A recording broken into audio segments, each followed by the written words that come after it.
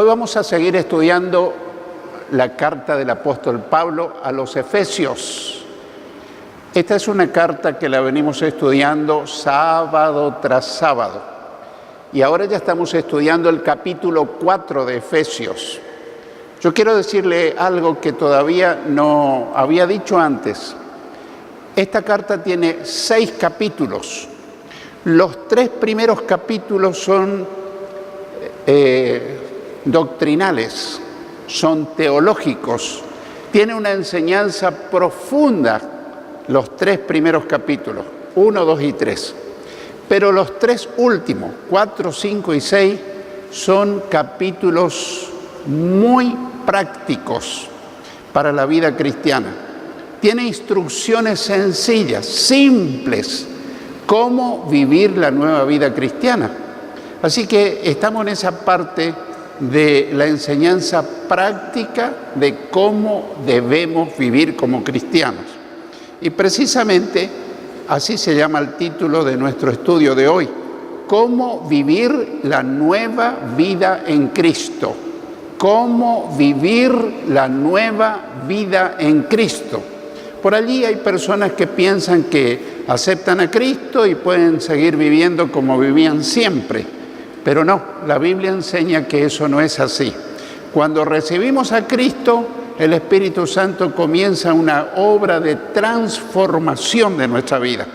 Transforma nuestros pensamientos, transforma nuestro lenguaje, transforma nuestras actitudes, nuestra conducta. Eso no es un esfuerzo personal, no es la obra de la iglesia, no es la obra del pastor. Esta es la obra sobrenatural del Espíritu Santo. Cuando nacemos de nuevo en la vida espiritual, hay profundos cambios en todo nuestro ser.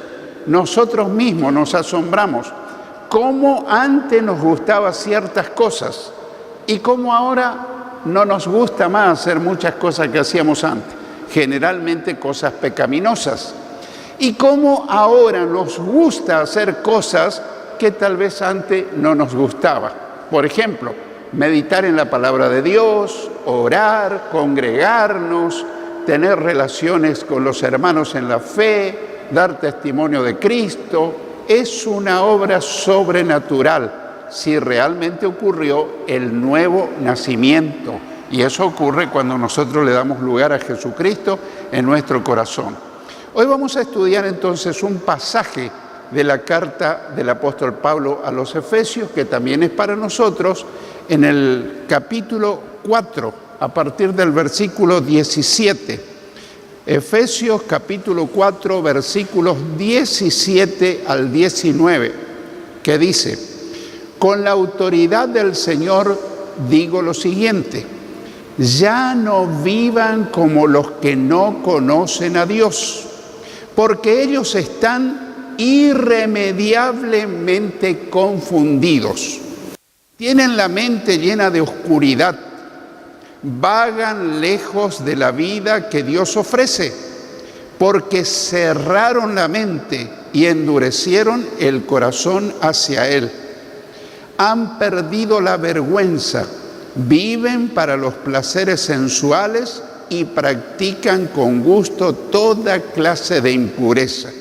Ahí vemos una pequeña descripción panorámica de lo que es la vida anterior cuando nosotros también vivíamos en ese estilo de vida. Y vemos en primer lugar cómo no debemos vivir los verdaderos cristianos. Ese es el primer aspecto que vamos a ver. Cómo no debemos vivir los verdaderos cristianos. Comenzando el versículo 17 dice: con la autoridad del Señor digo lo siguiente. El apóstol Pablo no escribía esta carta por su propia cuenta, sino que él recibía la inspiración del Espíritu Santo y con la autoridad del Señor él estaba escribiendo a los cristianos de Éfeso y también para nosotros. Así que por inspiración del Espíritu Santo le decía lo siguiente: ya no vivan como los que no conocen a Dios. Ya no vivan como los que no conocen a Dios.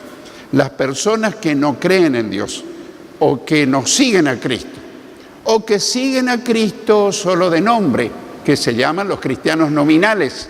Si uno sale a la calle y le pregunta a cualquier persona, ¿sos cristiano, sos cristiana? Y seguramente que te van a decir que sí. Pero esas personas viven un estilo de vida que no condice con la vida cristiana. La vida cristiana demuestra si realmente somos cristianos. No es cuestión de tener el rótulo de cristiano, sino el estilo de vida, cómo hablamos, cómo pensamos, cómo nos conducimos. Toda nuestra vida revela si realmente somos cristianos. Y entonces dice, ya no vivan como los que no conocen a Dios, los que son solo cristianos de nombre, que no han nacido de nuevo. Esas personas no han nacido de nuevo espiritualmente. Todavía no recibieron el perdón de sus pecados. Todavía no recibieron la salvación del alma, la vida eterna. Todavía no están listos para entrar al cielo si en el caso murieran. Y a lo mejor son personas que asisten a alguna iglesia. A lo mejor son personas que practican una religión. O sea que lo que hace a la vida cristiana no es lo que uno diga, sino el estilo de vida, el testimonio de vida que uno tenga. Versículo diciendo lo siguiente, porque ellos están irremediablemente confundidos. Ellos están irremediablemente confundidos. Esas personas están en una oscuridad espiritual. No conocen la verdad de Dios. Aunque sean religiosas, todavía no conocen a Cristo en una forma personal. Es probable que hasta lean la Biblia, pero la entienden muy poco, porque una persona que no nació de nuevo no entiende la Biblia. La lee, pero no la entiende, porque la palabra de Dios no se la entiende intelectualmente. Hay muchas personas académicas, son profesores de la universidad, y me han dicho, pastor, yo leo la Biblia, pero no la puedo entender. Es como un libro cerrado, un libro oscuro. Entonces yo le enseño que ese libro fue inspirado por el Espíritu Santo. Y solamente con la ayuda del Espíritu Santo podemos entender, se nos puede hacer la luz espiritual.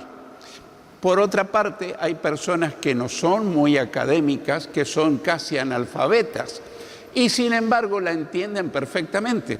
Ahí tenemos nosotros la demostración que realmente la palabra de Dios es entendida no por la capacidad intelectual, sino por la ayuda, con la ayuda del Espíritu Santo. Porque ellos están irremediablemente confundidos. En segundo lugar, vamos a ver las características de los que no conocen a Dios. ¿Qué características tienen esas personas? Bueno, el versículo 18 dice, tienen la mente llena de oscuridad. Tienen la mente llena de oscuridad. Esas personas no pueden ver ni entender el glorioso mensaje de salvación, es decir, el Evangelio de Cristo. Uno a veces dice, pero le hablé clarito, le hablé sencillo, pero no pueden entender. ¿Por qué? La Biblia dice que el diablo le pone una venda en los ojos espirituales. Entonces uno le puede hablar clarísimo, pero ellos no entienden. Y siempre dicen, pero yo ya tengo mi religión. Y repiten y hablan mucho de religión. Generalmente el inconverso habla mucho de religión, porque piensan que ser religioso es algo bueno. Sin embargo, cuando uno conoce la palabra de Dios, ser religioso es algo malo. ¿Qué es un religioso? Uno que practica rituales, uno que lleva una vida, puede estar en la iglesia todos los días, todo el día, pero no han experimentado esa presencia de Dios en su vida. No han experimentado ese cambio que produce el Espíritu Santo. Así que tienen la mente llena de oscuridad. Y seguimos. Vagan lejos de la vida que Dios ofrece. Deambulan, viven, vagan lejos de la vida que Dios ofrece. Esas personas viven alejadas de Dios y de la vida abundante que Dios ofrece, aunque algunas de ellas vayan, como dije hoy, a alguna iglesia. Pueden ser miembros de alguna iglesia, pueden tener una religión, pueden pensar que son cristianas, pero su forma de vivir delata, demuestra, evidencia si realmente uno es cristiano o no. Vayan a cualquier iglesia o practiquen cualquier religión. Sigue hablando este texto diciendo, porque cerraron la mente y endurecieron el corazón hacia Él. Esas personas viven así, no porque tengan un cociente intelectual inferior a las demás, no porque tengan una capacidad mental inferior, no. A lo mejor son personas muy capaces intelectualmente, pero yo quiero que notes que dice que cerraron la mente, se bloquearon para con las cosas de Dios. Vos querés hablarle de las cosas de Dios, querés hablarle de Jesús, querés hablarle de las cosas de la palabra de Dios, pero ellos han cerrado la mente. Ellos entienden cualquier cosa, menos las cosas espirituales, pero no porque sean personas ignorantes intelectualmente hablando, sino porque ellos mismos han cerrado la mente. Hicieron otra cosa, endurecieron el corazón hacia Dios. No es que tengan el corazón duro, ellos mismos con su actitud han endurecido el corazón y han cerrado la mente. Y eso les impide comprender las cosas de Dios. Avanzando al versículo 19 dice, han perdido la vergüenza, han perdido la vergüenza. Quiero que recuerden, estamos hablando de las personas que no conocen a Dios, las personas inconversas. La Biblia también le llama personas mundanas, pero no lo dice en forma despectiva, lo dice para destacar que son personas que no han tenido la experiencia de nacer de nuevo. Han perdido la vergüenza. Esa es otra característica de los que no conocen a Dios. Han perdido la decencia, han perdido el pudor, es decir, la vergüenza de exhibir su propio cuerpo desnudo. Vos ves en la televisión, de paso, y te das cuenta como hay personas que no tienen el menor reparo de exhibir su cuerpo desnudo. Y a lo mejor tienen un lindo cuerpo, pero se quieren exhibir, quieren mostrar cosas que naturalmente el ser humano debería tener pudor y no aparecer públicamente con su cuerpo desnudo. Así que no tiene ningún reparo en hablar descaradamente de temas sexuales pecaminosos. Nosotros podemos hablar de sexo, pero podemos hablar decentemente. Podemos hablar de que el sexo es una maravillosa creación de Dios, de que el sexo, como Dios lo creó, no es pecaminoso, el sexo dentro del matrimonio. Pero vos te das cuenta que esas personas describen escenas eróticas de sexo, de aventuras que han tenido con una mujer, con otra mujer, y lo hacen como si fuese una gran hazaña, como si fuese un gran logro. Y uno, aunque uno sea ya un conocedor de todas esas cosas, uno se siente incómodo. Se siente incómodo. ¿Por qué? Por la presencia del Espíritu Santo que está en uno. Pero ellos hablan en la radio, en la televisión, en internet, se hacen grabar, hablan de cosas eróticas, de cosas sexuales, y cuando más cargado está de sexo la escena, es como que ellos se muestran más sin inhibición, descaradamente, y piensan y esperan que todos se rían y que todos compartan sus comentarios. Viven, dice a continuación, viven para los placeres sensuales. Viven para los placeres sensuales. Esas personas viven buscando excitación sexual. Eso significa, buscando excitación, mirando pornografía, por ejemplo. Esa es una tremenda adicción. A veces uno cree que solamente las drogas es una adicción, la cocaína, la marihuana. No, la pornografía es una adicción diabólica. ¿Por qué? Porque despacito le toma la mente y la persona que cayó en esa adicción no puede luego vivir. ¿Y qué pasa? Le toma la mente y le excita y le provoca algo especial que es como una adicción. Y hay cristianos que todavía no han podido soltar ese tremendo pecado. Y entonces viven pensando cosas lujuriosas, cosas excitantes, mirando pornografía, hablando o pensando sobre temas eróticos. Si vos te acercás a una persona a eso, enseguida comienzan a hablar de escenas eróticas. Generalmente miran películas o miran internet de cosas bien cargadas de sexo, pensando sobre temas eróticos, acosando o abusando sexualmente a otras personas. Generalmente son personas que acosan, que le dicen cosas. Veníamos hablando, cuando veníamos con Nidia y con Mónica al culto, veníamos hablando precisamente que antiguamente los caballeros le decían cosas lindas a las damas, pero cosas decentes. Le decían lo que habitualmente se decía un piropo, ¿no es cierto? Pero era una cosa decorosa, linda, le decía que estaba muy, muy linda, muy hermosa. En cambio, hoy a veces le dicen cosas muy cargadas, muy ofensivas. Ha cambiado totalmente la situación social de nuestra población. Pero generalmente las personas que no conocen a Dios viven pensando en eso, viven hablando de eso, y eso es como una adicción. Y a mí me ha tocado asistir incluso a cristianos que son adictos a la pornografía. Y yo les llevé a reflexionar que Dios le puede liberar de eso, de la pornografía. Porque seamos honestos, la pornografía lleva a la masturbación, y si no, lleva a la fornicación, y si no, lleva al adulterio, y se desencadena toda una lista de cosas feas, pecaminosas, que Dios no aprueba. Así que estamos hablando de las personas que viven un estilo de vida de inconverso, de mundano, no de cristiano. Y tal vez si le preguntas a esas personas, ¿sos cristiano? Sí, yo creo en Cristo.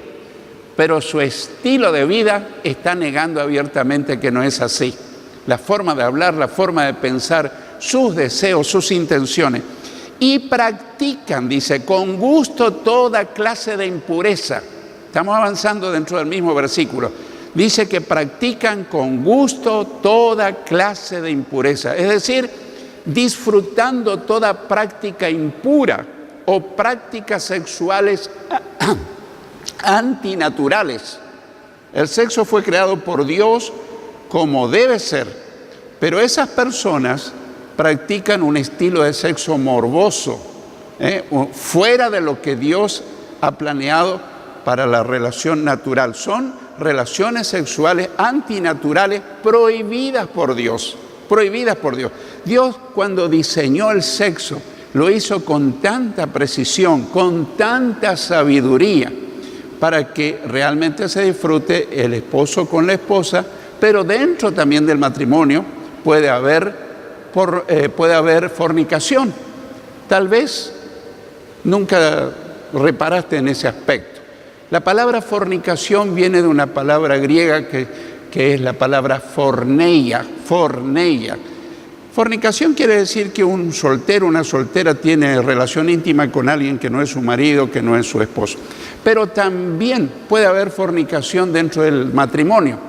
Cuando se realiza la relación íntima fuera de lo natural, en forma antinatural, también es una violación a las normas divinas. Increíblemente, hay pastores que enseñan que dentro del dormitorio, si la pareja está de acuerdo, puede hacer lo que le venga en gana. Y hasta escriben libros. Yo he visto libros escritos por pastores y no saben estos pastores que están atentando contra las enseñanzas de Dios. Yo te voy a poner un ejemplo práctico. Es lo mismo que si yo te dijera, mira, no me gusta tomar la leche por la boca. A mí se me ocurre tomar por un cañito que entra en mi nariz y ahí va a ir a mi garganta y a mi estómago. Y me mirarías a lo mejor y me decís, pero este hombre está loco. ¿Qué gusto le encuentra tomar la leche con un cañito y por la nariz? Bueno, eso es una patología. Patología quiere decir que es algo anormal, que yo le encuentre deleite a tomar un poco de leche por la nariz, porque la nariz no fue hecha para comer, La nariz fue hecha para respirar. Y la lengua y la boca tiene las papilas gustativas para que nosotros disfrutemos el sabor de la comida. Pero hay personas que en las relaciones íntimas, incluso del matrimonio, no le encuentra sentido a lo normal. Entonces tiene que recurrir a cosas anormales. Pero no es que el tema está en la parte de los genitales, el problema está acá en la cabeza.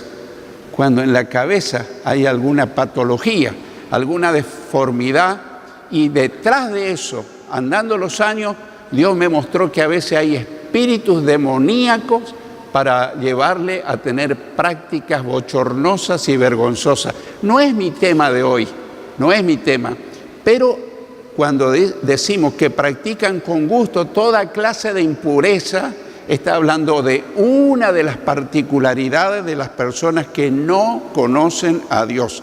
En tercer lugar, vamos a ver las decisiones que debemos tomar seriamente, las decisiones que tenemos que tomar seriamente. En los versículos 20 al 24 leemos: pero eso no es lo que ustedes aprendieron acerca de Cristo, ya que han oído sobre Jesús y han conocido la verdad que procede de Él. Desháganse de su vieja naturaleza pecaminosa y de su antigua manera de vivir, que está corrompida por la sensualidad y el engaño. En cambio, dejen que el Espíritu les renueve los pensamientos y las actitudes. Pónganse la nueva naturaleza creada para ser a la semejanza de Dios, quien es verdaderamente justo y santo.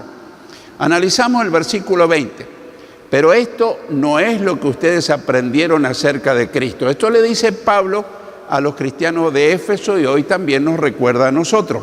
Ese estilo de vida ustedes no lo aprendieron de Cristo. ¿De dónde lo habrán aprendido? De las costumbres pecaminosas del mundo. De las costumbres, de la cultura, de las cosas pecaminosas del mundo. Y le dice Pablo, pero eso ustedes no aprendieron de Cristo. Es necesario que ustedes corten con esas costumbres. El versículo 21 dice: ya que han oído sobre Jesús y han conocido la verdad que procede de Él. Algunos de esos cristianos o cristianos solo de nombre ya habían oído sobre Jesús y la verdad del Señor. Aquí vemos que no es suficiente oír la palabra de Dios. Es necesario poner en práctica la palabra de Dios. Porque esas mismas personas que yo le asistí espiritualmente, yo le dije: vos nunca te imaginaste que tu práctica de intimidad es mala. Bueno, en el fondo yo sé la verdad, me dice, pero ¿cómo hago para cortar con eso? Entonces le enseño que con el poder del Señor Jesucristo puedes ser libre, porque Jesús dijo: si el Hijo te hace libre, serás verdaderamente libre. Alguno de nosotros pensó tal vez que Jesús solamente vino para perdonarnos y para salvarnos, y la verdad que es así, pero también vino para darnos dominio y libertad sobre todo tipo de adicciones. Todo tipo de adicciones, ya sea de droga, ya sea de pornografía, ya sea de juego compulsivo, ya sea de tabaquismo, cualquier adicción. Si realmente dependemos de Cristo, podemos ser libres y nuestra conciencia queda en paz profunda, porque en el fondo esas personas saben que lo que están haciendo no está bien.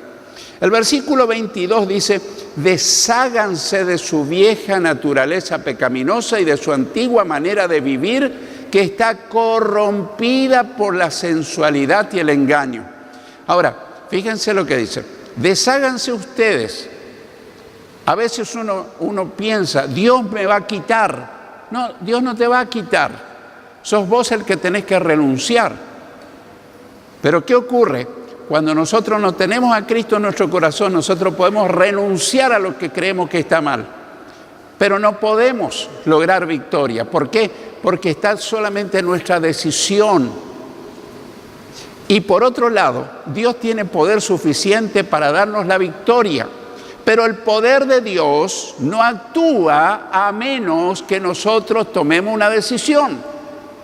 Cuando nosotros decidimos, Señor, yo a partir de ahora que yo sé la verdad, yo tomo la decisión de dejar de hacer tal o cual práctica y tomo el poder que Dios me ofrece, el poder del Espíritu Santo, y se une el poder de Dios y tu decisión, y tenés victoria plena en cualquier área de tu vida. Pero cuando nosotros no somos cristianos, no contamos con el poder del Espíritu Santo. Entonces, por más que vos te esfuerces en querer dejar una costumbre que sabés que está mal, siempre salís fracasando. Y lo mismo, el Espíritu Santo, sin que vos lo decidas, no te va a manipular, porque Dios respeta tu libre albedrío. Así que cuando yo decido, esto a partir de ahora no lo hago más, Señor, tomo tu poder del Espíritu Santo y tomo mi decisión, increíblemente ocurren milagros de liberación. Y cuando yo estoy hablando de liberación, no estoy hablando de poseídos, estoy hablando de adicciones, costumbres feas que te dejan cargas de conciencia, que te perturban, que te quita la paz interior. En el versículo 23 dice, en cambio, dejen que el Espíritu les renueve los pensamientos y las actitudes. El Espíritu Santo quiere ayudarnos, pero nosotros, dice, tenemos que dejarle actuar en nuestra mente. O sea que Él no se va a meter a gobernar nuestra mente. Qué llamativo, ¿no? Porque siendo el soberano del universo, sin embargo, Él no se mete a gobernar a menos que nosotros le decimos, Señor, yo te rindo mi mente, yo te rindo mis emociones, yo te rindo mi voluntad. Y ahí está la clave del éxito. Así que nuestra decisión humana sola no logra vencer costumbres, hábitos, adicciones, debilidades. Y el poder de Dios solo, sin nuestra decisión, tampoco funciona. Se tiene que unir el poder de Dios más nuestra firme decisión, y te vas a asombrar cómo vas a tener victoria. Yo no estoy hablando como pensando que alguien que está presente tiene alguna adicción. Yo estoy hablando en general, porque yo sé que a través del tiempo alguien va a mirar este video y a lo mejor se puede identificar con esta situación. El versículo 24 dice, pónganse la nueva naturaleza, creada para ser a la semejanza de Dios, quien es verdaderamente justo y santo. Notemos que es nuestra decisión de usar la nueva naturaleza espiritual. Cuando nosotros no habíamos recibido a Cristo, teníamos una naturaleza pecaminosa, pero a partir de que tenemos a Cristo, tenemos dos naturalezas, la antigua y la nueva, la presencia de Cristo. Así que Dios está a nuestro favor, Dios nos quiere ayudar, pero depende de las decisiones que tomemos. Quiero concluir con el caso de una persona que aún no conocía a Cristo como Salvador y Señor. No conocía. El que intentaba ganarlo para el Señor le decía, cuando nosotros nos unimos a Cristo somos una nueva creación. Las cosas viejas quedan atrás y desde ahora todas son hechas nuevas. Entonces, este inconverso lo escuchaba atentamente a quien quería ganarlo y le dijo, bueno, usted habla muy bien, pero yo conozco a muchos cristianos que viven la vieja vida, que viven en pecado, que viven con adicciones. Bueno, la verdad que se vio en aprieto el que lo estaba tratando de ganar, pero Dios le trajo a la mente una idea brillante. Le dijo, aunque esas personas vayan a una iglesia, todavía no se convirtieron a Cristo. Por eso viven de esa manera, porque la evidencia de ser un verdadero cristiano, la evidencia, la demostración, es que hay un cambio total en la mente, en la forma de hablar, en la forma de sentir, en la forma de disfrutar de la vida. Hay un cambio total. Así que la evidencia de ser un verdadero cristiano es llevar una vida completamente diferente a la gente del mundo. Si nosotros somos totalmente diferentes a la gente del mundo, podemos estar seguros que somos cristianos. Pero si nosotros no nos diferenciamos de la gente que es inconversa, bien puede ser que todavía nosotros no nos hemos convertido. Y entonces no estamos listos para partir de este mundo. Pero el Señor está con nosotros para ayudarnos a que se produzca ese cambio profundo en la mente, en las emociones, en la voluntad, en todo nuestro ser. Bien, el que tenga oídos para oír, que oiga lo que el Señor te enseña y me enseña.